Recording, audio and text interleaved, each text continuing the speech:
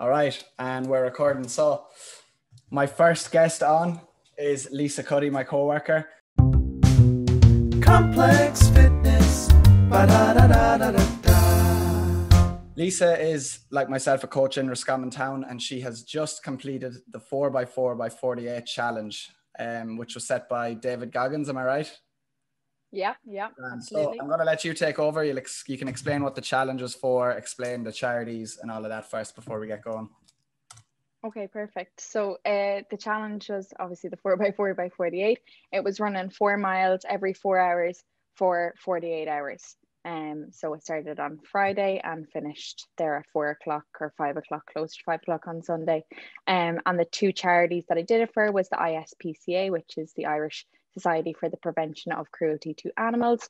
And obviously they look after our furry friends. Exactly. And then Alone is a charity that works with elderly people that might be in isolation or poverty, just need help. If they're lonely, they have a call service that they can, just have a friendly voice to talk to if they're feeling alone, or money supports, housing supports, things like that. So just anyone that's elderly that just needs a bit of help, Alone look after them, which is pretty cool. Perfect. Did you have a target of anything to reach before you started, or were you just kind of leaving it open? I didn't really. I suppose I think I had set the I presume you're talking about the donations. Yeah. I had set a target of €1,000, which I felt was maybe being a bit ambitious. I know it's a lot of money. And then before I started, it had surpassed €1,000. Brilliant. So then I reset it to 2,000.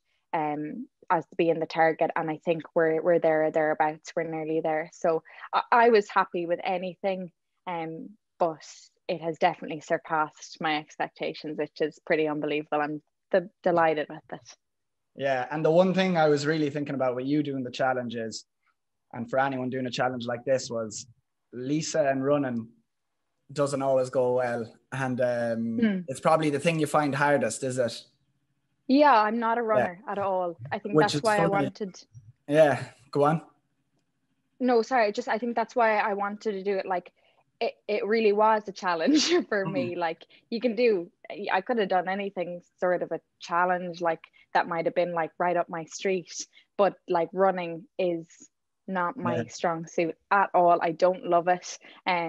But I think as I trained for it, I was enjoying the running. It was nice for a change, but no, I'm definitely not a runner. I think at one point, on the last run, James said to me, do you think you've run more this weekend than you have in your whole life before that combined? And I think it's probably pretty close. Yeah, I think I probably ran more in the weekend than I had ever ran combined in my whole life. So that was the challenge. When did the training begin? Because as far as I know, I just saw you put up a post and you were like, oh, I'm going doing this in like 10 days. And I was like, Jesus, has she just jumped on it? Or was it something that was in your head? Because I know your brother, who always does crazy things like this, had been planning. Yeah. So he was ready for it, in other words. He was always ready for it, I think. Yeah. I think I started early February. I decided a month out that I was going to do it. But I'd say I only started doing like regular running maybe 2 weeks out. I had done a couple of runs in the build up, and then 2 weeks out, I think I was doing like a few runs a week, or probably more than a few runs a week. I was doing a lot more running than I'd ever done. And then like before that, the most recent run that I had done was in October, and that was the 13 miles in the 20-pound vest and all the burpees. So I hadn't trained for that one, but that was training. That was James's event. He did 50 miles. He had done that for Join Our Boys and the Midland Simon community. But that was the battle miles, and I only just hopped on for a bit of that. I had kind of wanted to do 10 miles. And I ended up doing a half marathon in the 20-pound vest, 10 burpees every mile. And that was a tough one, but I took that one handy because it wasn't my event, so I just was there for a laugh. So that was probably I hadn't really ran at all before that. in the training, what was the longest distance you ran? Did you keep it around the 4 miles, or did you, in the training leading up to it, did you say you'd add a few extra, or how did you go about training? Did you just get out and run? I didn't do it. Yeah, I just went running. I didn't run any distance longer than the 4 miles. Okay. I did the 4 miles not many times really. I tested my routes and I ran them a couple of times. I pretty much stuck to the one route for most of it. That was my next question. Did you do the same route reoccurring? I did it 11 times, and I did the 4 a.m. on the first night. I did a different route just because my mum came with me on the bike, and it just was kind of a nicer route for her on the bike. There wasn't as much crossing over of roads, and it was dark and stuff. So I did a different route, but I felt it was just a bit, I felt it was a bit slower, but as it happens, I think 4 a.m. was just my slow time. I just was probably a bit wrecked. But other than that, I did the same route 11 times, and then I just did a different one once. Oh, okay. So it's called a fitness challenge, I saw, but really it's actually a mental challenge if you think about it, because for sure. It was how much was it in the end? 48 miles? Yeah, exactly. 48 miles. So, and how long were you averaging, just out of interest? Because I know you'd have to slow down your pace, obviously, in order to do so many of them. So what kind of pace did you go for? Or did you just run? Yeah, I kind of at the beginning, I was like, if I can hit between 40 and 50 minutes for every run, as not go over, have them all sub 50. I knew there was probably going to be none sub 40. They were all going to be between 40 and 50. I'd be happy. So I kept it within that 10-minute time frame. I think the difference was there was 7 minutes between my best and my worst time. Okay. So they were pretty close, not super close, but pretty close. And I think the quickest was around 42:20, and my slowest one was like 49:20, some 25 or something like that. So and I know you did the wire, but I know you did most of them. I saw you did most of them on your stories with people. Did you have to do any alone? I did. I had actually planned to do maybe like half and half. Yeah. I wanted to do a good few on my own, because I was like, that's the real battle, I think, is going out and doing it by yourself, which was hard. But as I had a few people had asked, like people just asked, they wanted to get involved and they wanted to come on the run. So I was like, I'm not going to say no if people want to come. That's great. So I did 3 on my own in the end. But I did 2 on my own in a row, and those 2 I PB'd my time, because I had David Goggins' Can't Hurt Me on Audible, and I was listening to that and I was like, shit, if he can if he can go through all that, I was like, come on, push yourself. And I PB'd my time both times, and the 2 of the runs that I did on my own. I did the first one on my own because I was like, I'm going to start it out, just get the head right and go for it. And then I had planned to do my last one on my own. But James surprised me and showed up. I nearly fell over when I saw himself and Mars coming through the door to do the last one together, which was pretty cool. So what kind of times was James getting in them? I'd say he was 30. I think he was between 35, 36 minutes for the last one with me. Was obviously the slowest, because he wasn't I wasn't going to get those kind of times. But the last one was my second fastest time, actually, over the whole 12 of them, because he was like running up behind me like, time to go to work, let's go. The other thing, the really interesting thing as well I want to ask is, on your stories, of course, you could see all smiles and happy, but I assume there was a bit of pain involved. There was. I enjoyed the running for the most part. Once I was out and going, exactly. The parts in between were probably worse. Once I was out and running, I was okay. I did have probably from, I think definitely from the second run, probably even in the first run, my ankles were sore all the way through. There was very little time when I wasn't feeling it in my ankles. Like, they're 100% now. Again, it was just the impact, I think, on them.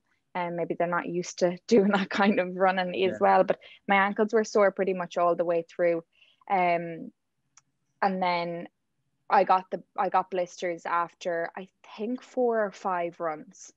And they were fine until the worst run was midnight the second night, and I just wanted to lie down and go to sleep on the side of the road because I was running and the blisters were just, they got angry. And I think one of them like burst when I was in the middle of that run. And that was just pain. That whole run was just so painful. It was horrible. It was, yeah, no, that one was miserable. But like I enjoyed them I think I enjoyed more of it than I didn't. I didn't mind getting up at 4 o'clock in the morning to go running. It was okay. I'm normally snoozing the alarm. I'm so bad for it. But it was cool. I knew what I had to do, so I got up and did it. It was very routine, you know, same thing every time. Sleep afterwards, how, like, did you find it hard to get back to sleep at 5 a.m, or what did you do? Did you just say I'll wait up to the next one and sleep after, or did you nap between them? No, I slept between most. I got decent sleep. I'd say I didn't sleep more than, I wouldn't have gotten more than 2 hours if I even got 2 hours between any of them.